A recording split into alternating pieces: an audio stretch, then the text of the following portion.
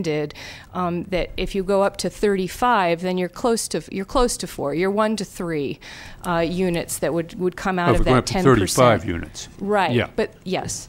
So right. But this is a 35 unit subdivision. Yeah. Yes. And so that's the basis. Yes. And the and pardon me, sir, but it could be much higher if we had a more reasonable percentage in that ordinance. A 10% is quite low. And the other question I have for you is, at this particular juncture, what mechanisms, and I guess this might be going to county council, so maybe I'll just hold this question until we get further on. Thank you for thank you. Thank you for the information. To Mr. Lynch, maybe I'm getting a little old and senile, so I need to ask for confirmation. What was the percentage that we approved for the inclusionary housing ordinance? Percentage. It was changed from the recommendation downward, correct? I think it was down to 2%. Correct. That's what I thought. Thank you.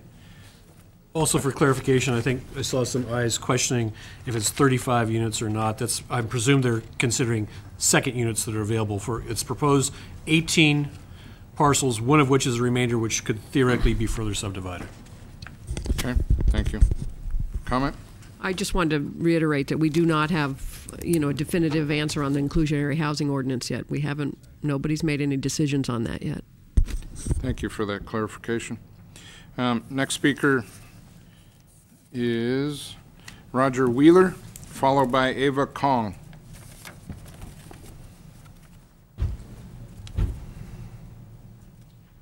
Hi, my name is Roger Wheeler. I've been in the Hopland area since 1984, and I've been a general engineering contractor for a little over 20 years.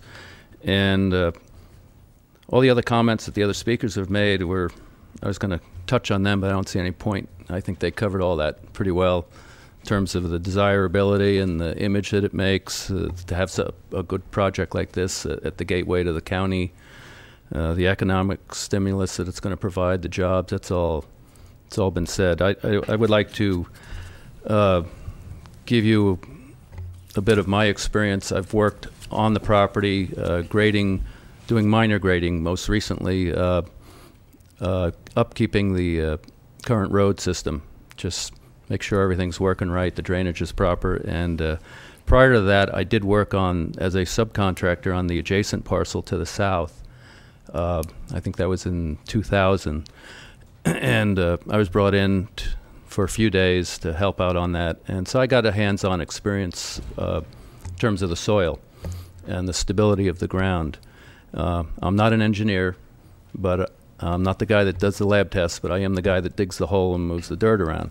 So I've got a little bit of a feel for that.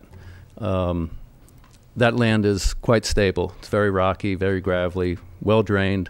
I'm not aware of any active slides. If you take the proper approach, proper safeguards, compact your soil, things stay real well in that ground. And from that standpoint, I would like to encourage you folks to feel comfortable with the grades there, the 30%. 30% is not a real steep hillside. A lot of people get that mixed up with 30 degrees. Big difference. 30%. There's a lot of roads in this county that are 30% grade. CDF requires, in order for a person to get a building permit, not to exceed 16% if it's a gravel road, 20% if it's paved. So there are some. Granted, they don't meet code, but there are a lot of 30% roads in this county. You can, if it's properly engineered, put a structure on a slope of 30%, and you should have no problems if it's done correctly. So I just wanted to pass that information on to you folks. I think it's a good project, and I'm in favor of it. So, any questions? Questions of Mr. Wheeler? Thank you. Yeah, matter of fact. Well, Sir. Mr. Wheeler, there is a question. Have you, when you looked at the property and worked on the property, the sites of the projected or proposed houses, the 18 houses or 17 houses, did you actually have a sense of where the houses would be placed with the map of how the... To some extent. I haven't studied in detail where the property is split, but in talking to Brian, he mentioned some of the parcels would require retaining walls because he didn't have adequate setback from the street to where the homes would sit. I do know he's spent a lot of money on engineering and various studies, and apparently that's all been hashed out, and there's somebody with an engineer's stamp that says that'll work. That's Thank you. Good enough for me. Thank you.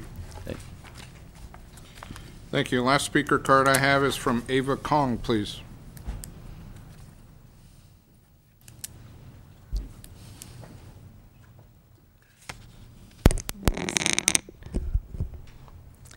My name's Ava Kong, and I am a resident and business owner in Hopland since 1964.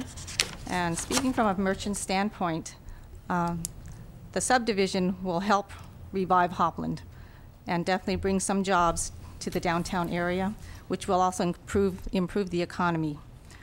Brian is very conscientious of the community and will take good care of the land and project. I just want to emphasize the importance of the project. Over the years, we've seen many local businesses open and close because of lack of population. And I am very much in support of this subdivision. Thank you. Thank you, Ms. Kong. Additional speakers to this item? Please step forward, state your name for the record. I see no one else stepping forward. One last call for public comment. Okay, I'll bring this closed public comment and come back to the staff. I do believe the sheriff has some comments, and then the agent has some comments.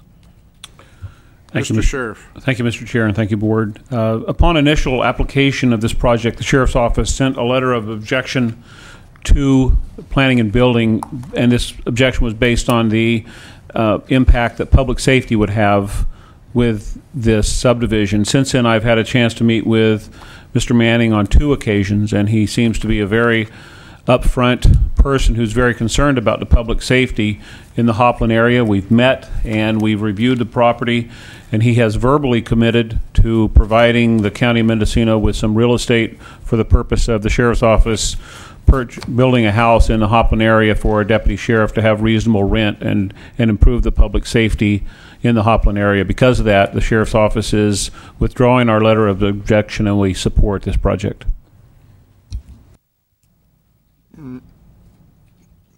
Maybe I shouldn't say this, but that might qualify for the low-income housing.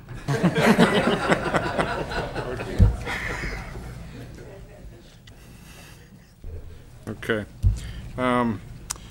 To the agent.